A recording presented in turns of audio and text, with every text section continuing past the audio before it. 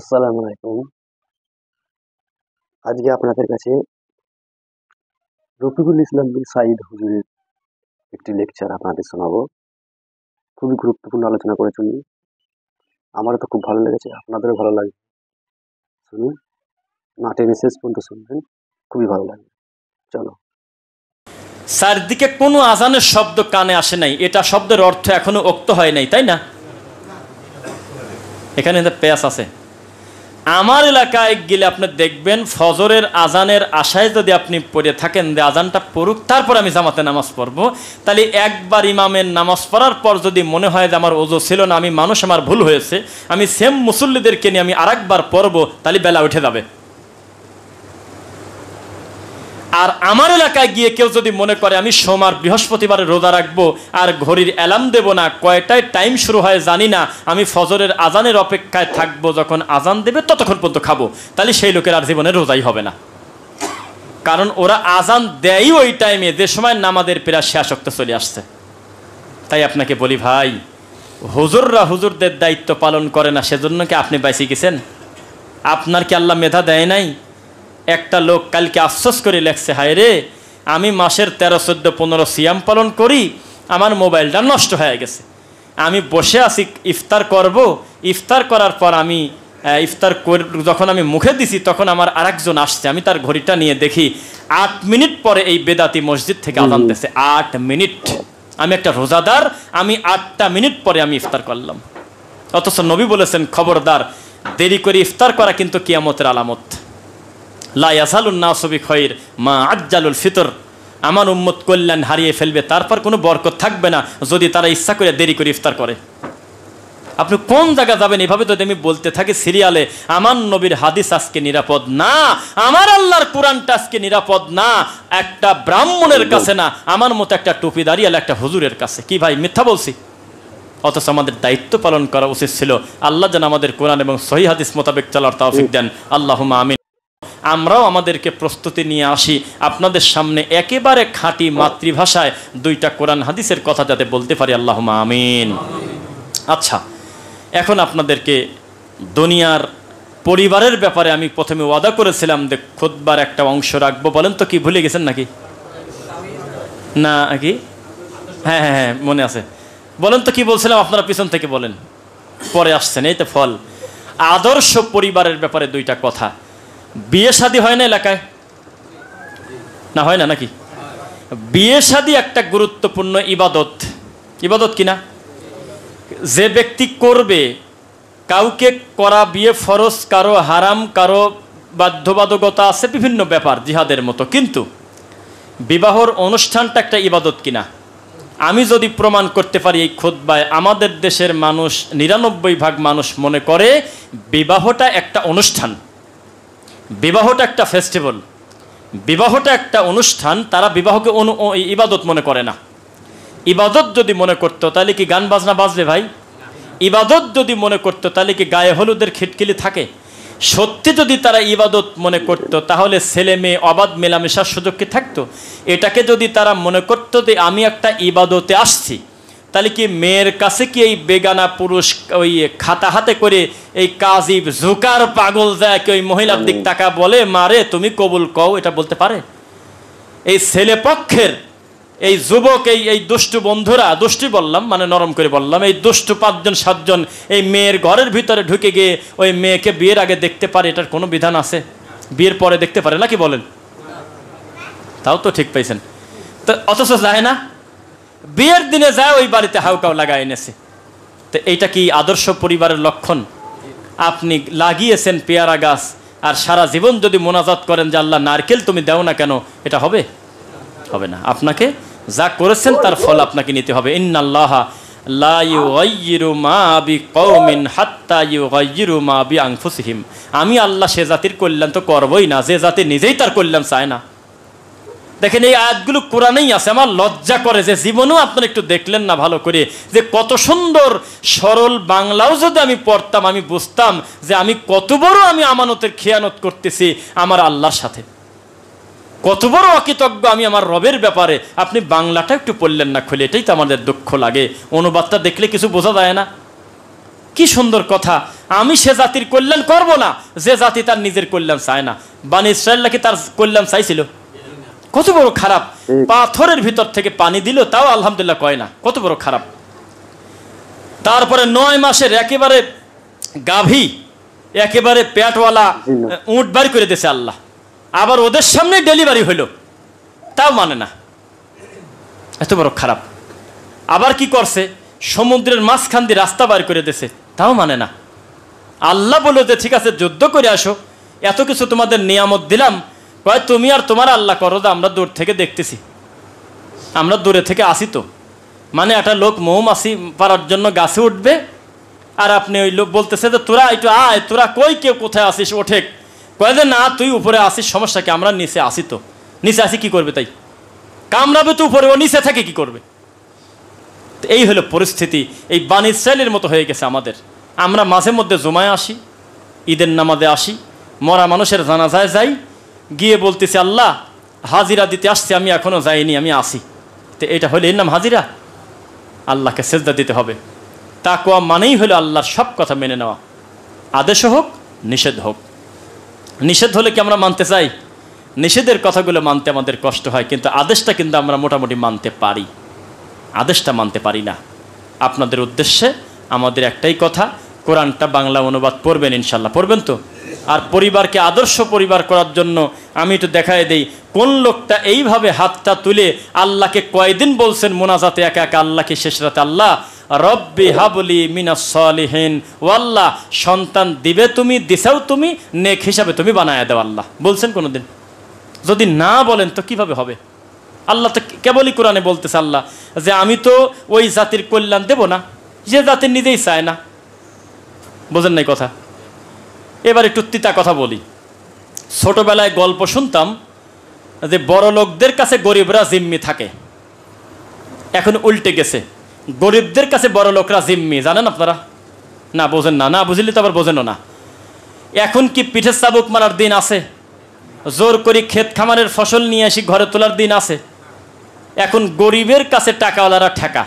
আপনি এখন একটা কাজের জন্য কারোর বাড়িতে যান, ও যদি কোরআনে হাত রাখি বলে আমি কাল আসতেছি, ও যদি কোনো মিস্ত্রি ডিপার্টমেন্ট হয়, ও যদি কোনো ওয়াইফাই ডিপার্টমেন্ট হয়, ও যদি ইলেকট্রিক ডিপার্টমেন্ট হয়, ও যদি কাজের যে কোনো একটা ডিপার্টমেন্ট হয়ে থাকে, ও না আসা পর্যন্ত বিশ্বাস করা যাচ্ছে না।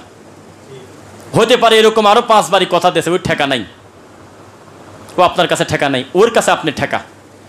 এরপরে কাজ করতে গিয়ে যদি একটা ধমক একবার দিছেন, তাহলে আপনার জাত বংশ মেরে দিবি একবারে। টাকার গরম, তখন এই গরিবরা বসে মিটিং করে আপনাকে বাস করাই কঠিন করে দেবে। আপনি কথা বলতে আগে জিম্মি থাকবেন। আর ছোটবেলায় আমরা গল্প শুনেছি, বড় লোকরা গরিবের বুকে লাথি মারে, পিঠে চাবুক মারে। এখন পুরা উল্টা, হন্য হয়ে একটা কাজের জন্য কামলার কাছে গেছেন, কামলা বলতেছে আমার কাম বাদ দিয়ে দিছি। কেন? কয় যে তোমার বাড়ি সারাদিন কাম করি, গাদার মতো খাটি, 500 টাকা পাবো, দরকার নাই, ধান কাটার টাইম আমার নাই, ওই পেঁয়াজ কাটা গম কাটা এসব ঠেক আমার নাই, আমি সুন্দর করে খালি বসে থাকি, খালি ডান হাতের প্যাডেলটা মাঝে মধ্যে একটু মোচড় দেই, প্যাডেলও মারা লাগে না, একেবারে মোটরে আমাকে টানি নিয়ে চলে যায়, আমার দিন শেষে 2000 টাকা 1500 টাকা রুজি আছে। কারো ঠেকা নাই ভাই, খালি একটা জিনিসের ঠেকা, সেটা কি? আল্লাহর নিয়ামতের শুকরিয়া আদায় করে না।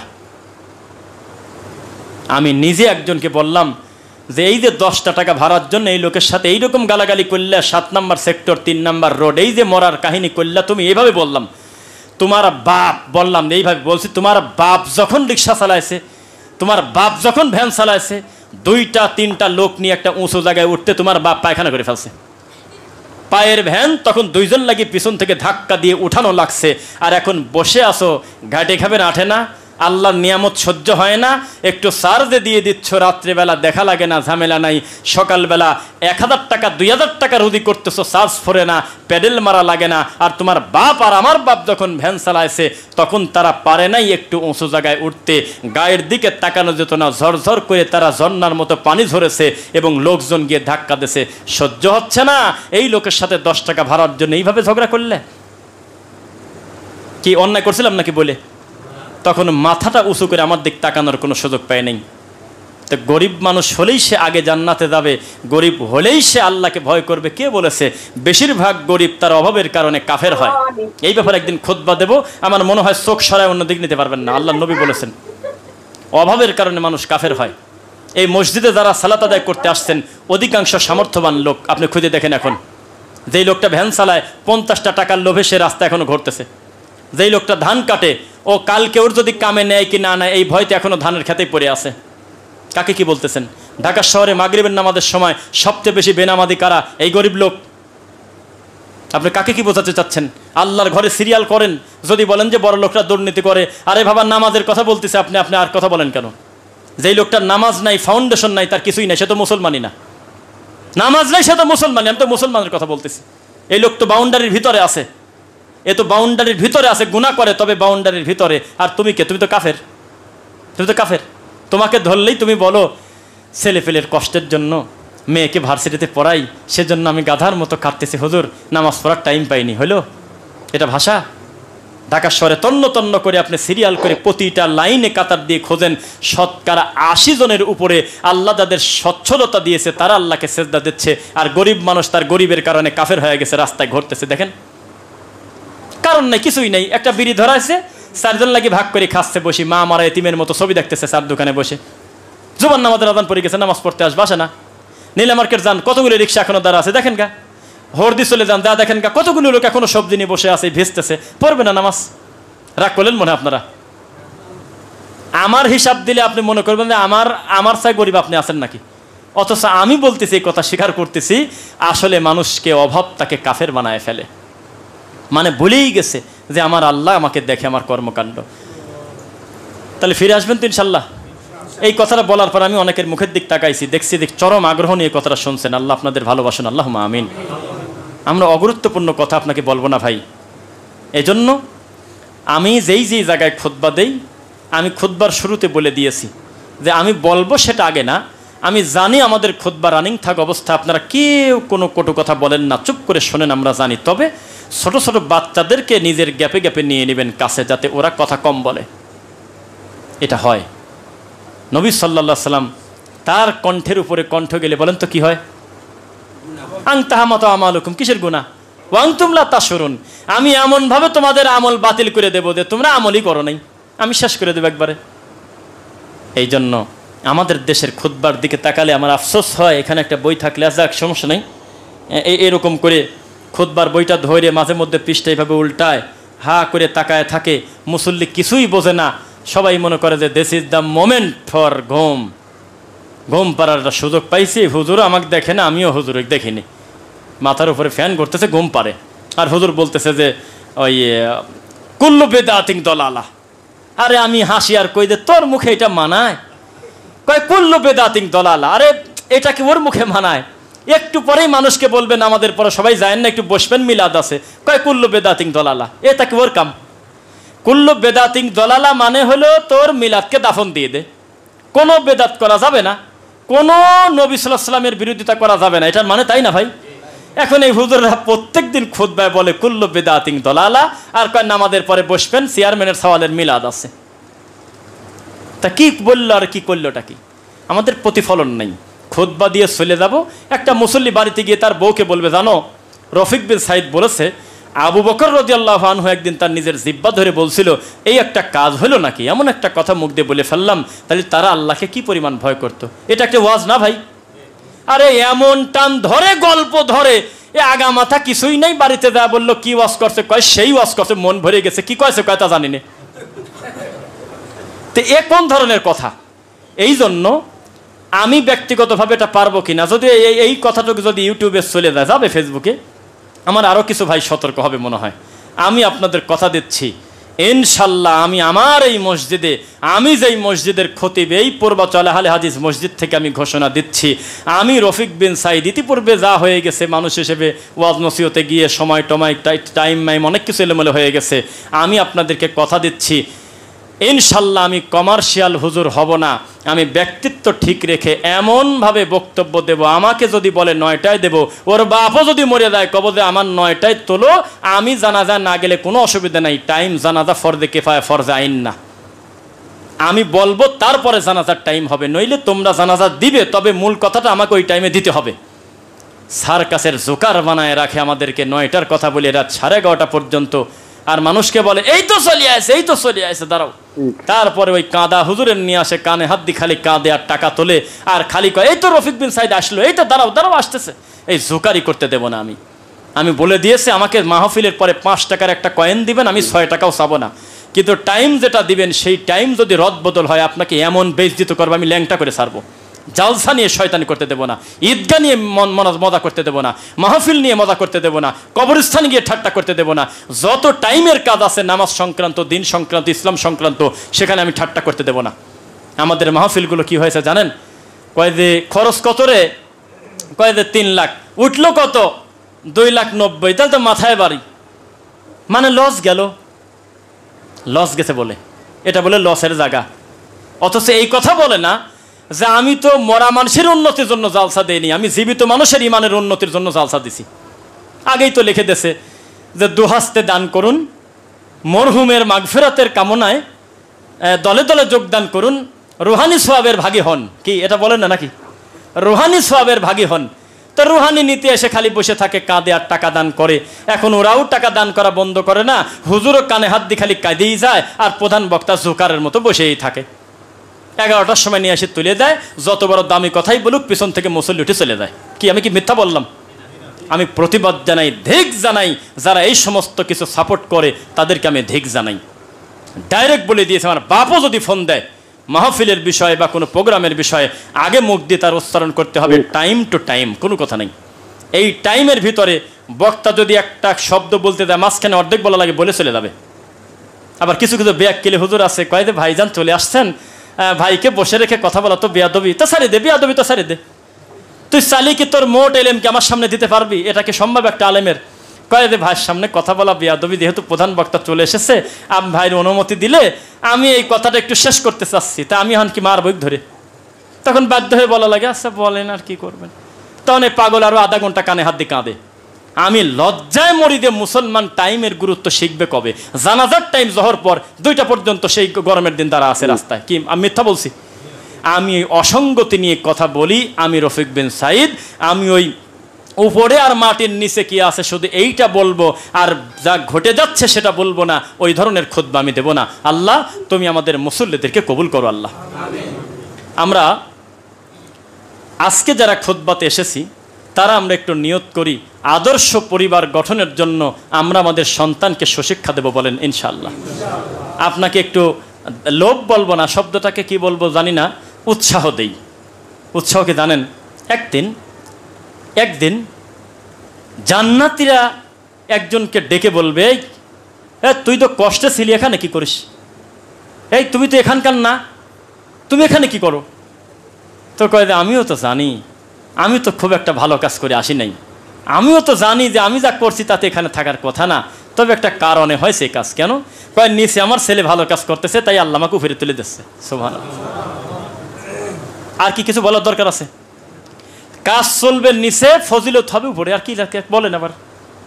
আর যদি একবার ফিতায় গিরি দেন, এই হলো বাপের জন্য 1 খতম, এই হলো মার জন্য 1.25 লাখ, এই তো বিসি খতম, এই তো 11 বার ইয়াসিন, তালিকাল বিপদের শেষ নেই। কোনো কাহিনী করা যাবে না। যত আমলে সলে করবেন বাপ হিসাবে অটোমেটিক নেকি পেতেই থাকবে। সুবহানাল্লাহ। তবে একা বলা জায়েজ আছে, আল্লাহ আমার এই আমলে সলে যদি তুমি কবুল করো, আল্লাহ আল্লাহ তুমি আমার আব্বাকে ক্ষমা করো, এটা বলা যাবে। কি বলা যাবে? তুমি ক্ষমা করো, তার প্রতি দয়া করো। কিন্তু সকলে মিলে গোল হয়ে বসে প্রেশার দেওয়া যাবে না, এই কাজ করা যাবে না। করবেন আপনারা? কোনো যুক্তি চলবে না। যুক্তি কিসের? যুক্তি কিসের? কেউ যখন কোনো পীরের মুরিদ হলো, সেই লোকটার অমুসলিম হওয়ার জন্য আর আলাদা কোনো আমল জরুরি না, আর কিচ্ছু দরকার নাই তাকে মুশরিক হওয়ার জন্য। আল্লাহ লানত পাওয়ার জন্য তার আর কোনো কর্ম দরকার নাই। কেন জানেন? আমি আরফান ভাইয়ের কাছে এসেছি একটা দাবি করতে, কিন্তু সাহস পাচ্ছি না। হঠাৎ যদি ভাই আমার কথা রিজেক্ট করে দেয়, উনি কি রাগে করে, আমার কথা কি শোনেই কিনা, টাকাটা দেয় কিনা? তখন আমি কি করলাম, ওনার দুলা ভাই, বড় ভাই, চাচা, মামা, আর এক ভাইকে ধরে নিয়ে গেলাম। তার মানে কি? এটা সাপোর্ট নিয়ে গেলাম, বোঝেন নাই কথা, যাতে না বলতে না পারে। এটা কি আর কি কিছু বুঝলেন? একটা এমন একটা লোককে নিয়ে গেলাম যার সঙ্গে তার কথা ওঠা বসা সম্পর্ক ভালো, চক্ষু লজ্জায় হলেও সম্মানের দিকে তাকায় তিনি মুখামুখি না বলবে না আমি আমার কিছু পাবো, এই তো কথা। তো এই কথা কি আল্লাহর সাথে যায়? তো এই ব্যাক্তির লোক বোঝে না যে ও যে পীরের কাছে গেল, এই যাওয়ার কারণেই তো সে শিরিক করছে, তো বোঝে না কেন? এই যে আল্লাহকে বলতেছে, আল্লাহ আমি ডাকলি তুমি যদি নাই শোনো, এই জন্য আমি পেশারের জন্য লোক নিয়ে আইছি। আমি যে তোমার কাছে মোনাজাত করি গুনাহ মাপ নেব, আমার তো সাহসে কুলায় না, আমি তো লোক খারাপ, তা আমি এমন একটা শক্তিশালী লোক নিয়ে আইছি, এখন আমি তোমাকে পেশার দেব। তো এটা কি ভালো কাজ হলো? আমি ঘরের দরজা বন্ধ করে বলবো, আল্লাহ এই যে এখন আমি কাঁদতেছি, আমার বউ কিন্তু জানে না আল্লাহ, ও কিন্তু রান্নাঘরে, আমি চোখও মুছে ফেলবো, আমি বুঝতেই দেবো না যে তোমার সাথে আমার এতক্ষণ কথা হচ্ছিল, তুমি আমার গুনাহ ক্ষমা করো আল্লাহ, আমি ভুলটা করে ফেলছি। একজন করছে কি, একজন মহিলার মুখে চুমা দিয়েছে, এটা নেকি না ভালো কাজ? আপনারা আগেই মন্দ কাজ বললেন, সেটা যদি মেয়ে হয়, সেটা যদি মা হয়, আচ্ছা যাই হোক, বেগানা একটা মহিলাকে মজা করার জন্য বলছি, একজন সাহাবী চুমা দিয়েছে, এটা কি তার ঠিক হলো? আসার পর নবীকে বলতে, আল্লাহ নবী আমি তো এই কাজ করে ফেলছি। আল্লাহ নবী সাল্লাল্লাহু আলাইহি ওয়াসাল্লাম বললেন, তুমি কোথা থেকে আসলে? আল্লাহ নবী আমি আসরের সালাত পড়ে আসলাম। আল্লাহ নবী আমি আমলে সলে করে আসলাম। নবী বললেন, ইন্নাল হাসানাতি ইউযহিবুনা সাইয়্যাত, তুমি অনুতপ্ত হয়েছো তো? জি, নিশ্চয়ই তোমার নেক কর্মসমূহ তোমার অতীতের ভুলকে আল্লাহ ক্ষমা করে দেয়। সুবহানাল্লাহ, পরিবর্তন করে দেবে। কে নেক আমল চেনে আর কে আমলে সলে চেনে?